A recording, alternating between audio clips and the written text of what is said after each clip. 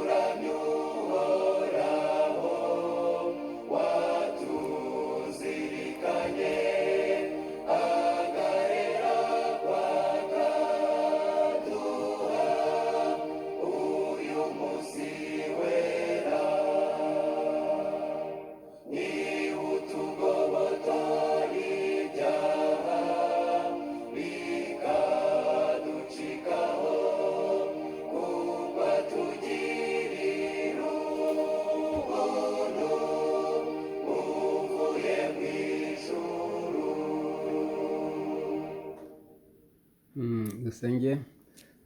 Uwiteka, Imana ikomeye, mwungeri mwiza kandi Imana yacu dukunda iba mu ijuru, tugushimiye iyi mpano nziza yo kubaho uduhaye kuri umunsi wera w'isabato. Tunejejwe kandi nuko tugariwe imbere yawe n'ubuntu bwawe kugira ngo twongere kwigira mu ijambo ryawe muri iki cyigisho cyiza kitubwira isabato.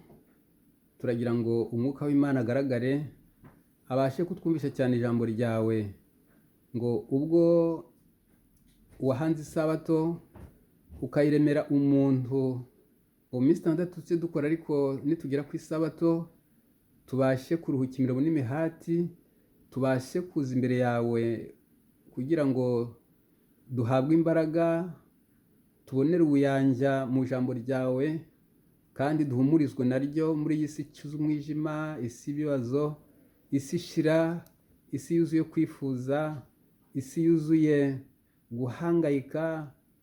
Twongera kubonera ihumure imbere yawe binyuze mu ijambo ryawe no mu mpano ya mwuka mu munsi w'isabato. Izina ryawe ryera nirishimwe. Reka Mwami Imana tukwinginge ngo dukundire tubashe gushyikira ukuri ku isabato, kandi isabato ibashe kuba ikiruko cy'ukuri, ngo ubwo tuba tumaze iminsi 6 turi mu mirimo n'imihati, kuri uyu munsi wera w'isabato kandi mu bihe byose tuje tuzi imbere yawe gusenga, kugira ngo twongere tuzwe mwuka, twongere dushobozwe gushyikira ukuri kw'ijambo ryawe, kubashe kutubatura kandi kubashe kudushyira ku rugero rwiza rwo gusabana n'ijuru.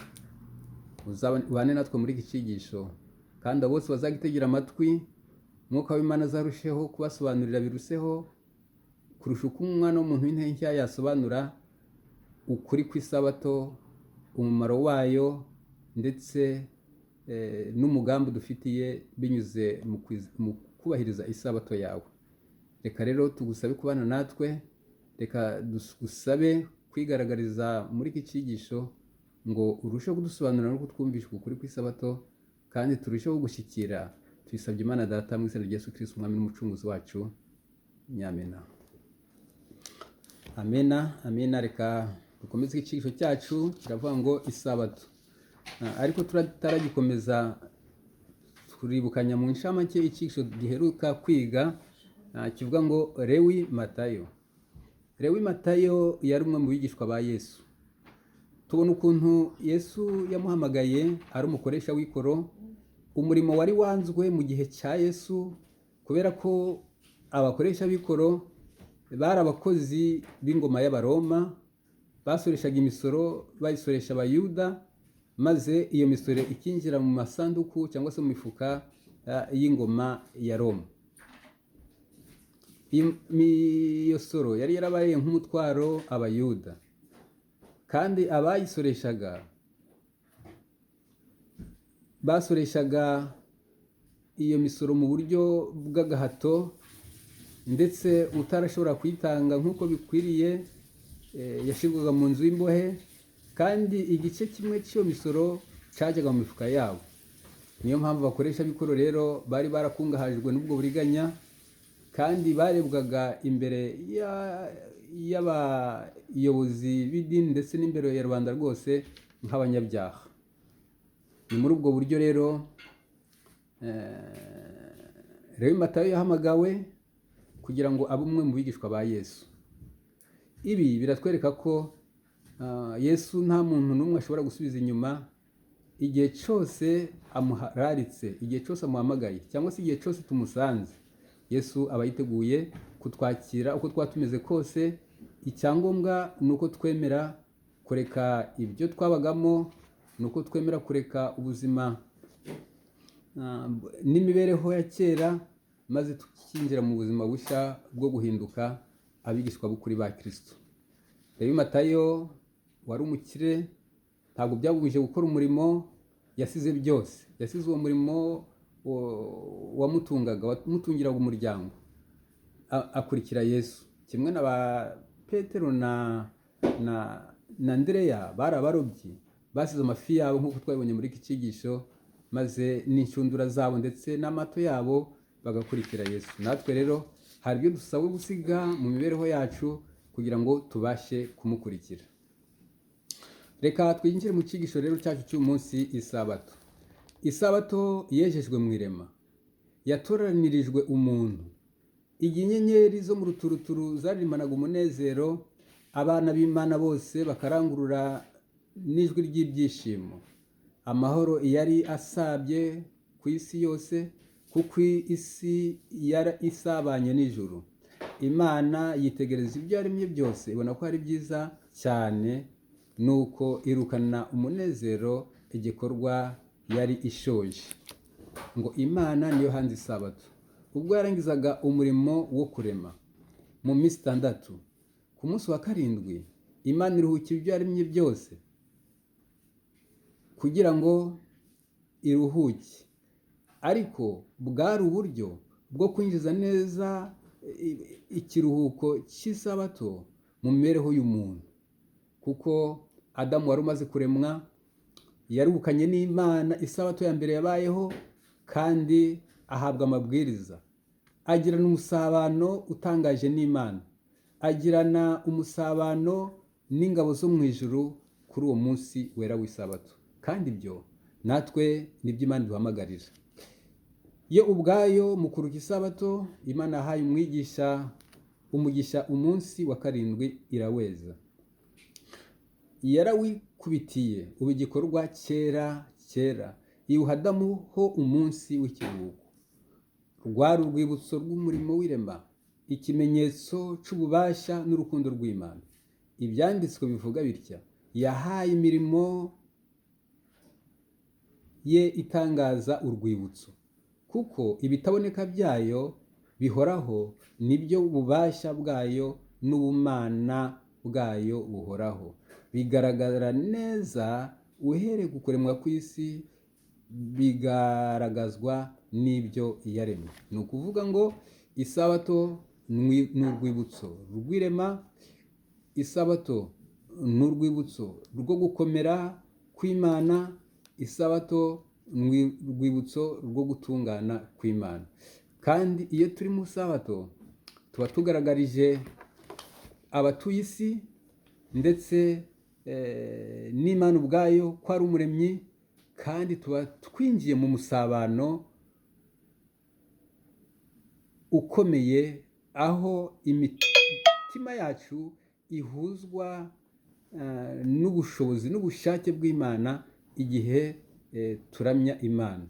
Rero isabato ni yera, isabato irakomeye. Reka tujye tugaragaza ko Imana ari umuremyi wacu n'umucunguzi wacu, ubwo tuba turi mu bihe byiza byo kuramya by'isabato. Byose byaremwe n'umwana w'Imana. Mbere na mbere hariho ijambo.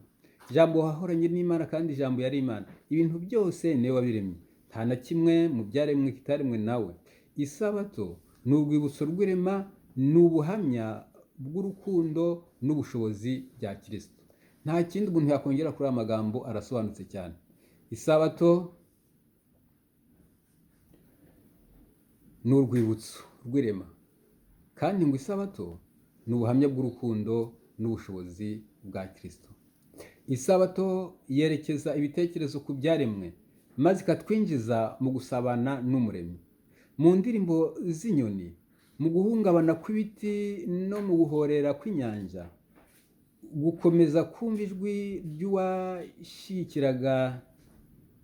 ry'uwashyikiranaga na Adamu mu mafu ya nimunsi muri Edeni.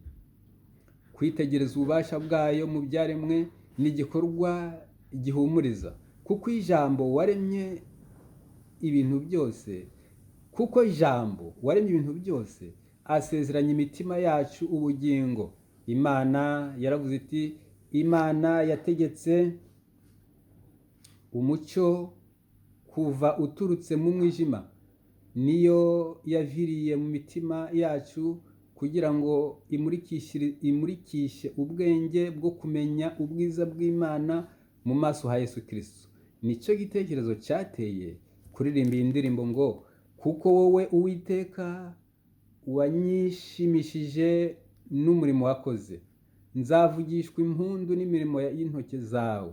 Uwiteka arega imirimo wakoze irakomeye, ibyo utekereza birimbitse cyane.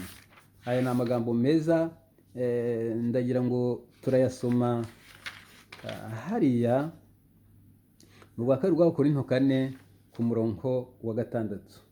Isabato rero ni yera, isabato ni nziza, isabato ni umunsi twibagirwa imiruho n'imihati y'isi tugasabana n'Imana. Isabato ni umunsi utwinjiza mu musabano ukomeye n'Imana.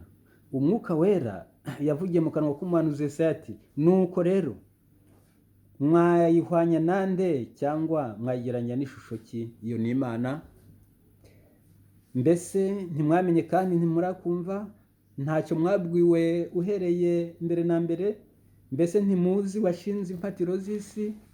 Iyo niyo yicaye hejuru ku rusenge rw'ijuru, abaturage bo mu isi bameze nk'ubuzukira. Niyo ibamba ijuru nk'inyegamo, ikaribamba nk'ihema ryo kubamo. Nuko rero mwangiranya nande twahwana? Ni ko Uwiteka abaza. Nimwubure amaso yanyu murebe hejuru. Ninde waremye biriya, agashora ingabo zabo mu mitwe zose, akazihamagara mu mazina? Kuko afite imbaraga nyinshi, akagira amaboko n'ububasha.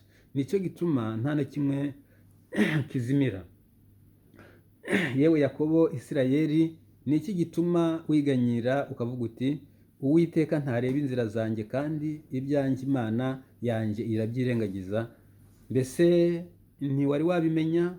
Ese nturabyumva? Imana ihoraho, Uwiteka umuremyi w'impera z'isi, ntirambirwa, ntiruha, ubwenge bwayo ntiburondoreka.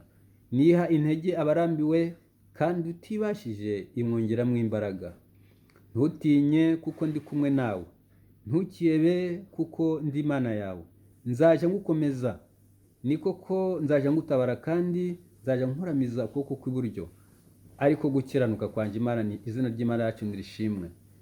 Nimumpindukirire mukizwe, mwabari ku mpera z'isi mwese mwe, kuko ari njye Mana, nta yindi ibaho.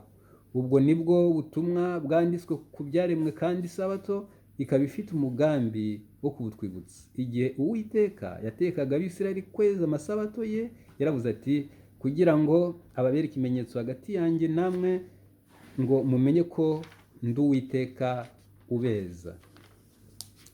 Biri muri Zaburi 92 umurongo wa 5 n'uwa 6. Mbega ukuntu isabato ari umunsi twongera guhabwa imbaraga, twongera gusubizwamo ubuyanja, twongera gushyikirana n'ijuru binyuze mu ijambo ryayo, binyuze mu musabano abamarayika b'Imana baba dutumweho badushoboza kwinjiramo. Isabato iraturuhura. Isabato ituma tuvana ibitekerezo byacu mu isi, maze tugatekereza kuri ya sabato y'ibihe byose tuzabamo muri ya si nshya izira icyaha, aho tutazaba dufite ibituvuna, ibiturusha, ahubwo aho tuzahora imbere y'Imana twiramya, aho icyaha kitazongera kubaho, aho Satani wagiteraga azaba yaramaze gutsembwaho. Ubwo nibwo rero tuzaho mu isabato y'ibihe byose turi kumwe n'Imana Data. Isabato yatangajwe mu mategeko yatanzwe mu mpinga y'umusozi wa Sinayi, ariko ntabwo ari cyo gihe yagaragaye ubwa mbere ku munsi w'ikiruhuko. Ubwoko bwa Isirayeli bwari buyizi kandi buyitondera mbere y'uko bagera ku musozi Sinayi, kandi iyo hagiraga uyizirura, Uwiteka yaramucyahaga ati, muzageza he gusuzugura timwitondere amategeko n'amateka yanjye. Isabato rero ntabwo yatangiriye kuri Sinayi, ahubwo bwa buryo Imana yashaka kwibutsa ubwoko bwayo ko hari amategeko agomba kugenga imibereho yabo. Ariko isabato yatangiriye muri Edeni, kandi n'ubwoko bw'Imana igihe bwari buri mu gihugu cy'Egiputa bongeye kwibutswa ko umunsi wera w'isabato ari umunsi w'Imana. Isabato ntabwo yagenewe Abisirayeli gusa, ahubwo yagenewe isi yose. Ntabwo isabato ari iy'Abayuda, ntabwo ari iy'Abayisirayeli gusa, ahubwo yagenewe abantu b'isi yose, kuko yahishuriwe umuntu umurima wa Edeni, kandi kimwe n'andi yo mu mategeko 10 yo kuri Sinayi ni itegeko ridakuka. Ni ku birebana n'iryo tegeko rya 4 Kristo ahamya ati, kugeza aho ijuru n'isi bizashyirira, amategeko ntazavaho inyugute n'imwe cyangwa agace kayo gato. Igihe cyose hazabaho isi n'ijuru, isabato izakomeza kuba ikimenyetso cy'ububasha bw'Umuremyi. Kubwo gukomera kw'isabato, kubwo kudahinduka kw'amategeko y'Imana, Satani umwanzi w'Imana n'abantu yibasiye amategeko y'Imana, yibasira isabato, ndetse atera abantu kwigomeka ku Mana. Isabato ivanwa mu mategeko y'Imana. N'ubuhanuzi dusoma muri Daniel mu gice cya 7, aho mu mwaka wa 332 umwami w'Umuroma yashyizeho itegeko ko umunsi wo kuruhukwa uvanwe ku munsi wa 7 w'isabato ugashyirwa ku munsi wa mbere ariwe dimanche, umunsi abapagani bizizagaho umunsi mukuru w'izuba, cyangwa umunsi abapagani basengagaho izuba. Ubwo ni ubuhanuzi bukomeye, ngira ngo ubwo tuzatangira gutegura ibyigisho bijyanye n'ubuhanuzi tuzavuga ku buryo burambuye. Rero isabato niwo munsi wahawe umuntu ngo uruhuke, cyane ko Imana yakoze commemoration y'isabato, cyangwa se yarutse bwa mbere iri kumwe n'umuntu yaremye, kandi iteka umuntu ko agomba kuruhuka isabato. Nta mpamvu rero yo kuvanaho isabato ngo abantu bashyireho undi munsi wo kuruhuka, cyane ko bitemewe, kandi ntabwo amategeko y'Imana agomba gutunga urutoke, cyangwa se ngo hagire abantu bayabangamira bayahindura uko bishakiye. Ndagira ngo ibi birumvikana neza, ngo kugeza igihe ijuru n'isi bizashyirira, amategeko ntazavaho inyugute n'imwe cyangwa agace kayo gato. Igihe cyose hazabaho isi n'ijuru, isabato izakomeza kuba ikimenyetso cy'ububasha bw'Umuremyi, kandi ubwo bwiza bwa Edeni buzongera kugaragara mu isi. Umunsi wera w'ikiruhuko cy'Imana uzubahwa na bose, guhera ku isabato twageza ku yindi. Abantu bose batuye mu isi yagizwe nshya bazajya baza gusenga imbere yanjye, ni ku Uwiteka avuga. Aya ni amagambo meza, rimwe amasomo meza dufite muri Bibiliya, dusoma muri Kuva 16 ku murongo wa 28. Isabato ntabwo izarangira muri iyi si, ahubwo ubwo Kristo azagaruka, hanyuma hakabaho yubile y'imyaka 1000. Nyuma y'imyaka 1000 hazabaho nanone kurimbuka kw'isi ya none, aho Satani n'ingabo ze ndetse n'abamuyobotse bazaririmbukira mu nyanja ya Kuro n'amazuku, nk'uko tubisoma mu Byahishuwe. Isi izezwa n'uwo muriro, maze nyuma yaho Imana ireme ijuru risha n'isi nshya. Bivuga ngo hazongera kubaho isi nshya itazarangwamo icyaha, itazarangwamo Satani, itazarangwamo ingaruka z'ikibi, ahubwo n'isi izaba ari isi itunganye, ngo tuzagarurwa Edeni twabuze, ngo kandi ngo abantu bazatura amahoro muri icyo gihugu, ngo ntabwo abantu bazubaka amazu ngo abandi bayabemo, ntabwo abantu bazakora ibikorwa runaka ngo hanyuma bite baba impunzi mu bindi bihugu, ahubwo buri muntu wese azaba muri gakondo ye. Kandi guhera ku isaha twageza ku yindi, abantu bose batuye isi yagizwe nshya bazajya baza gusengera imbere yanjye, ni ku Uwiteka avuga. Mu murwa Siyoni uzaba uri kapitale y'isi, aho Imana izaba yicaye, hazajya habera amateraniro ku isabato, maze abantu bajye bava hirya no hino ku isi, maze baze guhimbaza Imana, baze kunezererwa Imana mu gikorwa cyo gushyikirana nayo binyuze mu kwizihiza isabato. Mbega ngo ayo magambo aranezeza, mbega ngo ayo magambo aba amagambo atugarura mu buyanja, atwibutsa ukuntu tugomba gukiranukira Imana, kugira ngo nubwo twaba turi mu isi ibibazo n'ingorane, ariko ikwire nikigera tuzabone niba n'umunezero udashyira. Nta wundi muhango wahawe Abayuda washobora kumera nk'isabato ngo ubatandukanye n'amahanga yarabakikije. Kubahiriza uwo munsi mu gitekerezo cy'Imana byagombaga kubumvisha ko ari abo kuyiramya. Abo ni Abayuda, kandi si Abayuda gusa, kuko isabato yahawe abantu bose. Yagomba kubabera ikimenyetso kibereka uburyo batandukanijwe no gusenga ibigirwamana, nuko basabana n'Imana y'ukuri. Ariko isabato yera yubahirizwa gusa n'abera. Isabato yera yubahirizwa n'abera. Nuko rero dukwiriye guhinduka abafatanije gukiranuka kwa Kristo. Igihe habwa Abisirayeli iteko ngo wibuke kweza umunsi w'isabato, Uwiteka arabwira ati muzambera abantu bera. Uko niko isabato yagombaga kugaragaza Abisirayeli nk'abasenga Imana. Ishyanga ry'Isirayeli bagomba kuba ubwoko bw'Imana, ishyanga ryera, maze isabato ikagira uruhare mu kubatandukanya n'isi, mu kubatandukanya n'andi mahanga, maze Imana ikabahindura abera n'abaziranenge binyuze mu migisha yagomba kubaha mu gihe basabanaga n'Imana mu isabato. Nanone uwo niwo mugambi w'Imana kuri twebwe Isirayeli ya none. Isabato igomba kutubera umunsi twongera guhuzwa n'Imana, bityo tugatunganywa binyuze mu migisha Imana iduha, ngo ijambo ryayo tutegere amatwi, ubufasha bw'abamarayika ku munsi w'isabato, ndetse n'imbaraga itagaragara y'Imana iri mu bwoko bwayo ku munsi w'isabato, nibyo bigomba kutuzamura, bikadufasha ku rugero rukwiriye rwo kubabera turi kumwe na Kristo, rwo kubabera kugira ngo tube dukwiriye guhinduka abafatanyije gukiranuka kwa Kristo. Imana ishimwe. Amagambo akomeye cyane, ngira ngo nsaba umwuka w'Imana kuyabasobanurira. Kuba bafatanije gukiranuka kwa Kristo ni umugambi Imana dufitiye, kandi ni umugambi ugomba kugerwaho na buri muntu wese, tutabihejejwe n'imbaraga z'inyama n'amaraso, ahubwo tubishobojwe na mwuka w'Imana twahawe ngo atuyobora tugeze ku rugero rukwiriye rwo kwizera.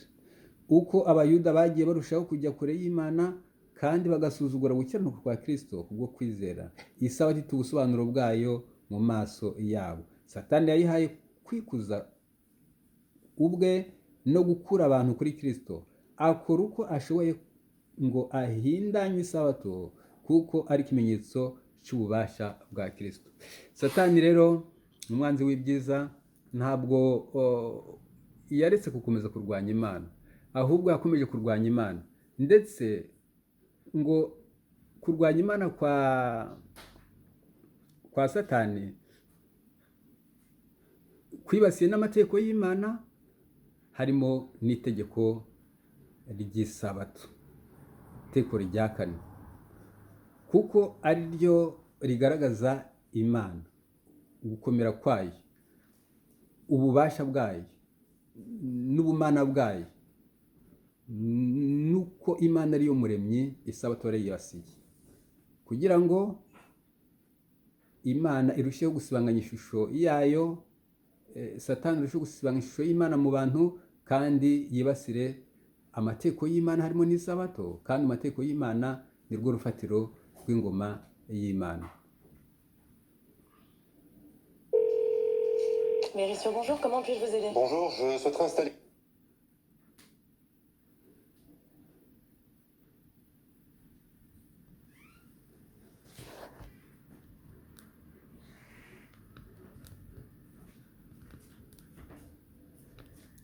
Reka tubatunganirize indirimbo mwihangane gato, turagaruka tuyumva indirimbo twinjiza neza na neza mu nsanganyamatsiko turimo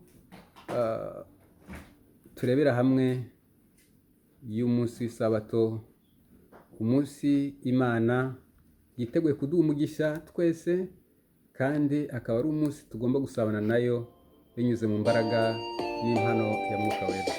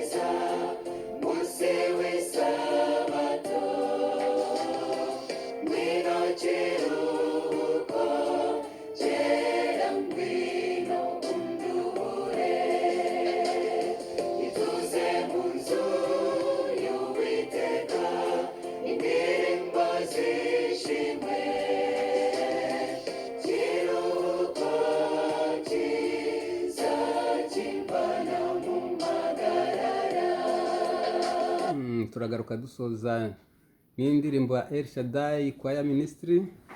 Reka dukomeze icyiciro cyacu ngo abakuru b'ishyanga ry'abayuda bumviraga satani igihe ikiruhuko cy'Imana bakirundanyagaho imitwaro idateruka, ngo mu gihe cya Kristo isabato yari yarononekaye ku buryo aho kwerekana kamere yayo n'urukundo rwa Data wo mu ijuru, kwitondera uwo munsi byerekanaga kamere y'abantu bikunda kandi b'abanyagitugu. Inyigisho z'abigishamategeko yashakaga kwerekana Imana nk'itanga amategeko adashobora kubahirizwa. Ibyo byatumaga abantu bibwira ko Imana ari umwicanyi no gutekereza ko kubahiriza isabato nk'uko Imana yabitegetse bizahindura abantu indakoreka n'abagome. Kristo atanga umurimo wo gukosora ayo mafuti. Nubwo abigishamategeko batahwemye kumukurikirana, ntiyigeze yita ku kwihuza n'imihango yabo, ahubwo akomeza inzira ye yubahiriza isabato kuko amategeko y'Imana ari. Isabato Satani tubonye ko yayibasiye cyane ubwo Kristo yavukaga. Yasanze itegeko yarafashwe mu buryo butari bwo, ngo abayuda bari imihango itandukanye kugira ngo babashe kubahiriza isabato, kandi iyo mihango yari yo kunaniza abantu no kubona ko Imana ihata ndetse kwitekesha igitugu, kandi ko amategeko yayo aruhije kubahirizwa. Ni uburyo Satani yararashatse bwo gukomeza kurwanya Imana. Ni ukuvuga rero ngo ndetse n'abantu b'isabato mu mwaka wa 332 ku ngoma y'Abaroma, Satani niwe wari uri inyuma y'icyo gikorwa. Imana rero ntabwo yigeze yemerera abantu kuruka undi munsi atari umunsi w'isabato, kandi nk'uko twabibonye isabato ni umunsi w'ikiruhuko uzabaho ibihe byose, isi izakomeza kubaho, ndetse ni nyuma y'icyo gihe no mu isi nshya twabonye ko isabato izakomeza kuba umunsi w'umunezero, abantu b'Imana baje bateranira imbere yayo kugira ngo babashe kuyiramya no kuyihimbaza. Ku munsi w'isabato ubwo yari avuye aho basengera, aho yari yatinze akorera umurimo, Umukiza n'intumwa ze banyura mu murima w'ingano zeze. Abigishwa be batangira guca amahundo no kuyavungura mu ntoke zabo, batangira kuyahekenya. Icyo gikorwa iyo baza kugikora ku wundi munsi ntawe ari kucitaho, kuko abantu bari bafite uburenganzira bwo kurya ibyari biri mu murima, mu busitani cyangwa mu ruzabibu rwose. Ku munsi w'isabato igikorwa cyoroshye cy'icyo cyitwaga kuyizirura. Guca amahundo ukayavungura mu kiganza byari bihwanye no gusarura no kuyahura. Nuko rero mu bwenge bw'abigishamategeko harimo ibicumuro bibiri. Abagenzaga Yesu babona umwanya wo kumucyaha muri aya magambo: dore abigishwa bawe bari gukora ibitemewe gukorwa ku munsi w'isabato. Aha tugeze mu kibazo gikomeye ku byerekeranye no kwizihiza isabato. Hari amategeko agenga isabato. Isabato ni umunsi wo gushyikirana n'Imana, wo kubana nayo mu masengesho. Ni umunsi wo kwiga ibyanditswe. Ni umunsi wo kureka imirimo yacu yose, maze tukaba mu masaha yera yo kuramya Imana ndetse no kuyihimbaza. Ibyo niko biri. Isabato ariko ni umunsi tuba tugomba kubwiriza ubutumwa. Ni umunsi tuba tugomba kugira ibikorwa by'urukundo, by'ubutabazi ku barwayi, ku bantu bari mu nzu z'imbohe, ku bantu Satani yagize ingaruzwamuheto. Ni icyaha. Ni ukuvuga ngo gukora neza ku munsi w'isabato ntabwo ari bibi, gusa birasabwa ngo bikorwe mu buryo bukwiriye, mu buryo bwiza, mu buryo bw'ubutabazi. Ko guheka umuntu warwaye ku isabato turabyemererwa, kujya gusura abantu bari mu bitaro barwaye turabyemererwa kandi ni byiza, ndetse no gusura abarwayi aho bari tukabasengera ndetse tukabashyira ibyo kurya,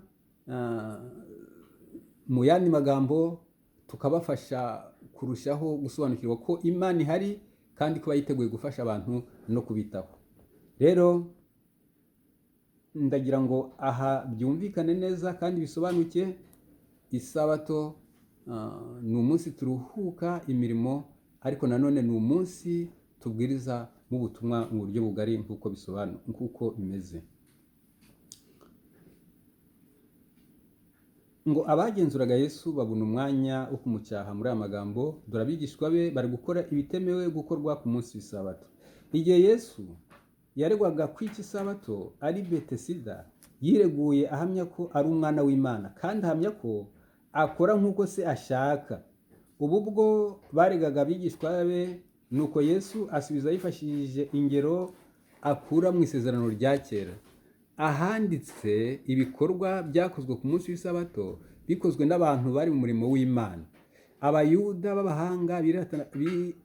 b'abahanga birataga ko bazi ibyanditswe byera, ariko igisubizo cy'umucunguzi cyo cyabahaga ubuswa, cyo cyacyahaga ubuswa bwabo. Yarababwiye ati, mbese ntimwasomye icyo Dawidi yakoze we n'abantu be igihe yari ashonje, ubwo yinjiye mu nzu y'Imana maze akajya ku mitsima yo kumurikwa, iyo abatambyi bonyine bari bemerewe kurya. Hanyuma kandi arababwira ati, isabato yabayeho ku bw'abantu, abantu si bo bayeho ku bw'isabato. Cyangwa ntimwasomye mu mategeko ko ku munsi w'isabato abatambyi bazirura isabato mu rusengero, nyamara ntibagibweho n'umugayo. Ariko ndababwira ati, hano hari uruta urusengero, umwana w'umuntu ni umwami w'isabato nayo. Aya magambo arashaka kuvuga iki? Aya magambo arashaka kutwereka yuko isabato ni iyera, kandi isabato ni umunsi wo kuruhuka. Yesu waje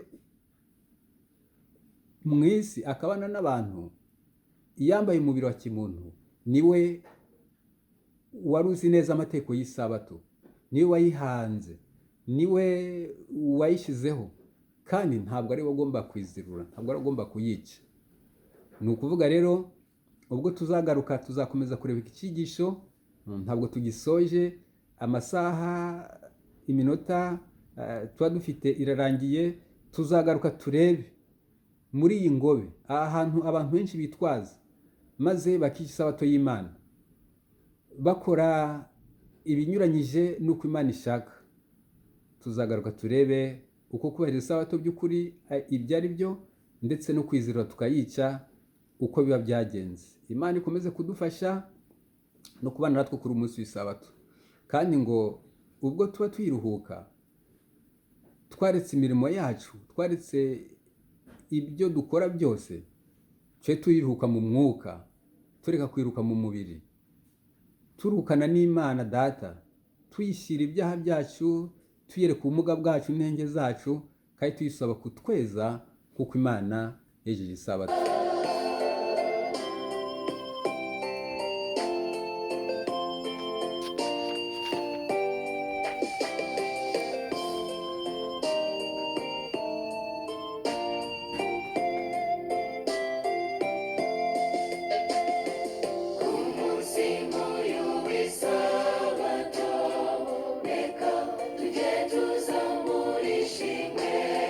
Dusingize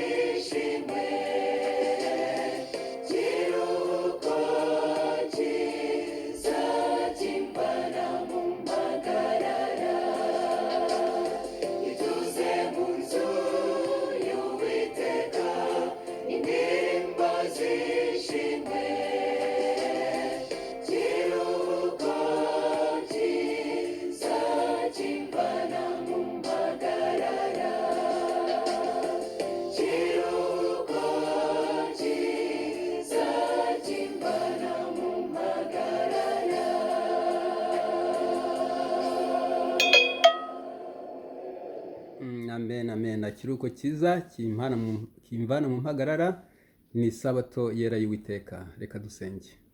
Uwiteka uri Imana, uri uwera, urakiranuka, izina ryawe rigera ndirishimye. Niwe waremye ibibaho byose, niwe waremye umuntu maze umushyira muri Edeni, maze ku munsi wa karindwi umuha isabato w'umunsi w'umunezero, umunsi azashishikirana nawe, umunsi azaba yibuka gucungurwa kw'iteka kuzabaho nyuma y'uko isi turimo izasoza igashyira ikarangira, maze imirimo iyikorerwamo igashirira igashyiraho, maze tukinjira mu kindi kinyejana, ikinyejana cya yubile cy'imyaka 1000 nanone kizasoza habayeho umunsi ukomeye w'Uwiteka, umunsi Satani abamuyobotse ndetse n'ingabo ze bazasha bagashiririra mu nyanja yaka umuriro, inyanja y'amazuku, ngo nyuma y'ibyo hazabaho isi nshya n'ijuru rishya Imana izarema, ritazabamo icyaha n'ingaruka zacyo, ritazabamo ikibi n'igisa nacyo, ngo tuzagarurwa Edeni twabuze, kandi ngo tuzahabwa agakondo mu isi, ngo kuva ku isabato ukageza ku yindi, ku munsi w'isabato tuzaba tuza imbere y'Imana gusenga, kandi ngo ibyo bizabera i Siyoni mu murwa wera w'Imana. Reka kuri uyu munsi wera w'isabato uko kuri gutsika imitima kuri kw'imibereho yacu, twaje kuruhukira umunsi wera w'isabato imbere yawe Mwami, turuhure cyane, turarushe, tunanijwe n'iyi si ituje amahoro iduciye intege, imirimo y'umwijima ikorerwamo, imirimo y'ubugome bwa Satani, ariko turuhijwe n'ibyaha byacu twikoreye, turuhijwe na kamere zacu tutarabasha kureka, turuhijwe n'intege nkeya z'imibiri, ariko Mwami Imana wavuze yuko uzatuzamura ukatugeza ku rugero ruhagije, ndetse tukagera ku mico ya Kristo, ndetse tukageza ku gukiranuka kwa Kristo. Reka Imana tuyisabe kubidushoboza, bitari uyu munsi gusa, ngo abazumva iki cyigisho bose mwuka w'Imana azabagenderere, arusheho gutuma bumva neza ukuri kw'isabato, kandi ari twabayiruhuka turuhuke mu mwuka no mu kuri, tutayiruhuka mu buryo bw'ibigaragara ariko imitima yacu iri kure. Kandi abazumva iki cyigisho bataruka isabato, mwuka wera azabumvishe ko isabato ari umunsi wo kuruhuka w'ukuri, kandi ko abantu bose mbere ko Kristo agaruka, abera bose bagomba kugarurwa mu kuri kw'isabato bakayiruhuka, maze bakagirana umushyikirano uhamye n'Imana kandi ibihe byose. Imana itubabarire, ituyobore, idukomereze mu buntu bwayo, kandi turusheho kwinjira mu kiruhuko cy'isabato cy'Imana yageneye ubwoko bwayo. Ibyo dusabye Imana Data mu izina rya Yesu Kristo umwami n'umucunguzi wacu. Amen. Amen.